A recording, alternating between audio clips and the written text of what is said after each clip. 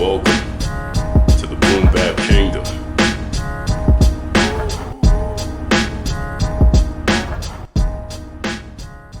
Yo, peace and welcome to the Boom Bap Kingdom. We're here and we're chilling. I hope you guys are chilling too. Don't forget to like, share, subscribe, tell a friend to tell a friend, and check out the boombapkingdom.com for your dope drums, royalty-free sample packs, etc., etc. New music, Cipher, Dialect, Street Skholarz, all of that is out right now. So, bang. I really was not going to entertain this discussion, but I'm going to just take 5 minutes of your day to give you my take on the AI discussion with Timberland, etc., etc. So what we need to understand, first of all, is we're fabricating an artist, in this case, digital intellectual property, with the purpose of entertaining an audience. Let's think about that for a second, because there's pros and cons to this concept of an AI artist. So a lot of people are talking about the negatives of producers losing jobs, artists losing jobs and opportunities, etc., etc. But I'm going to approach this from a slightly different angle, because when I'm in Clark Kent mode, I'm actually a senior IT support specialist for a Fortune 500 company. Believe it or not, ironically, that's how I got into IT, was through music. Way back in the days, 89, 90, I had equipment. The equipment would break. I would go to the various stores to see about getting it repaired, and they had big signs on the wall saying that the labor started at like $80 an hour. So I was like, are you kidding me? I could make $80 an hour. Let me go to school for this stuff. So that's how I got into IT. I was more of an electronics guy. And then as technology went from analog to digital, I transitioned from just doing electronic repair to doing full-on PC and computer builds and then networking, etc., etc. So I've been an IT guy for like the past 35 years. So with that being said, I have a bit of a unique take on the AI conversation, more so than just a person who's, in the studio making music with AI. If we think about an AI artist as digital intellectual property that is meant to entertain and, of course, generate revenue for the owner of the IP, that's an interesting angle to look at this from. Now, I will preface this by saying the record industry has been using artists that were not real since day one. If we fast forward to the late 80s and you think about Milli Vanilli, perfect example. They were solely used for their image. They didn't write, they didn't perform the lyrics. All these guys did was move their mouth and they, would jump around. And the industry sold that to the fans of that group. But that's artificial in the analog domain, but still it took intelligence to create this artificial artist.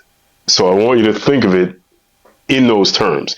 It took human intelligence to create something that was artificial that was then sold to the public. You could think of Vanilla Ice in the same realm. Even though he performed and recorded the lyrics, he didn't write them, and his background story was fabricated. So his image was fabricated. So again, we have an intelligent machine behind something that's artificial that is then released to the public for retail, and the people who created that get rich off of it. So let's start there. What a lot of people are saying on the so-called pro side, and by pro I mean pros and cons. On the pro side, the biggest argument that I'm hearing is AI artists basically are going to do whatever you say, right? Because you control them.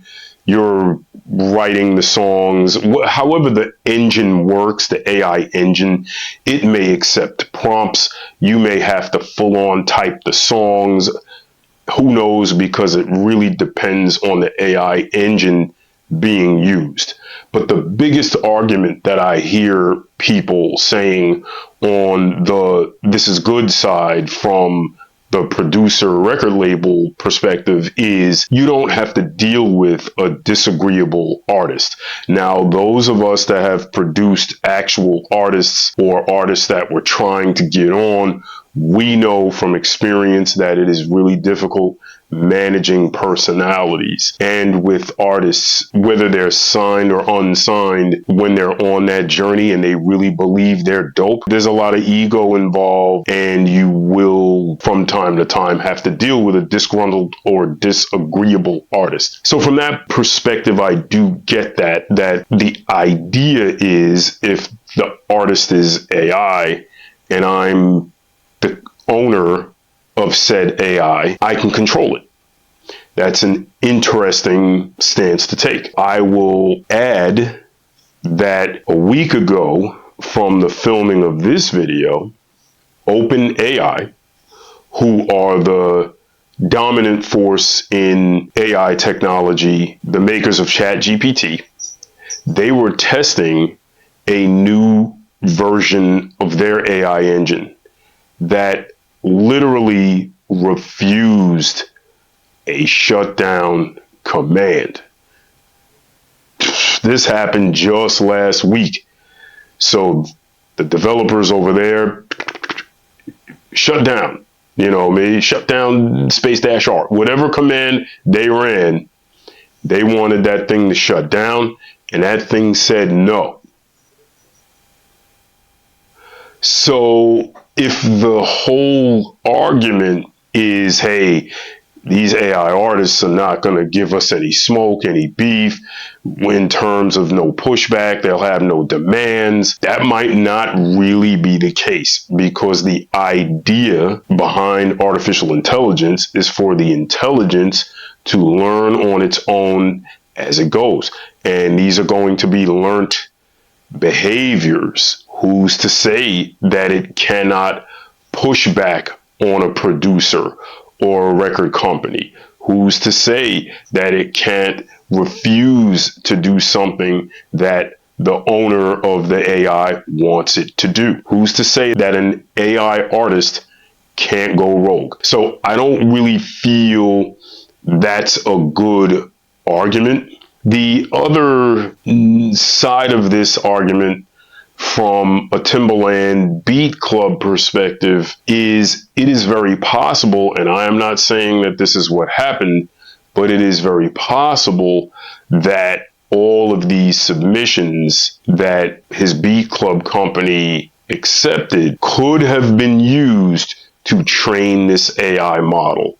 So it's very possible that all you guys who jumped on that Beat Club bandwagon, submitted your songs, thought this guy was going to put you on, if he felt that your song was dope, it's very possible he fed it to that AI engine so it could learn. That is a big negative in my book, because you really shouldn't be able to do that with my intellectual property without my permission. However, when you sign up for these things, I don't care what it is, but when you sign up for any of these modern digital platforms, there is fine print in there that you really need to go through with a fine-tooth comb, because it's very possible that there was wording in the agreement that you just ran through and clicked, accept at the bottom. It's very possible that he had verbiage in there that said that your music may be used to train AI. I don't know if it's there, because I would absolutely not join a club or a situation like that for my production and stuff. I believe in building your own platform and building everything from grassroots. We come from the era here at the Boom Bap Kingdom where you literally pressed up your stuff and sold it out the trunk. I had record deals. I've done all that stuff, and it's not fun dealing with labels, etc., etc. I think it's better to be independent, but these days independent artists don't really get a fair shake, and that's also a possible negative. These AI models and engines are still not human, and if you really just pay attention, you can tell they lack spirit, they lack soul, they lack true vocal inflection. There's so many things that they lack that take away from what we would call a real song. So when you listen to a real artist with real talent, real passion, all of that comes through in their recorded performance. I don't believe AI is at a level where it can quite capture that. The AI would still have to be able to make a record that the public really would say, oh, wow, you know what, that is dope. And here's the other part. If the AI, whether it's Timbaland's or anyone else, this has been tried before and it failed. The public was like, hey, are you serious? An AI rapper or whatever? I remember that a few years back, and it failed. It failed miserably. So I can't say it's going to fail, it's going to pass, it's going to blow up. I can't say any of that. But what I can say is if the public doesn't like it and they speak out, then it's possible it could just go away. If it's dope, then it's dope. And then the positive side of that coin is human producers and human artists will step their game up. What I will say is whenever you post your stuff, make sure you read and try to exclude your stuff from training AI engines going forward. Make sure that that's not part of the fine print, that, your music can be used. If it can be, then I would suggest not dealing with that platform. That's my take on it. I just wanted to get that out there. And what I need you guys to do is get in those comments. Give me your take on this whole AI Timbaland conversation. Do you think it's good, bad? Do you not care at all? How do you think this will affect you and the music industry going forward? And with that, I'm going to give you a BBK salute. Peace.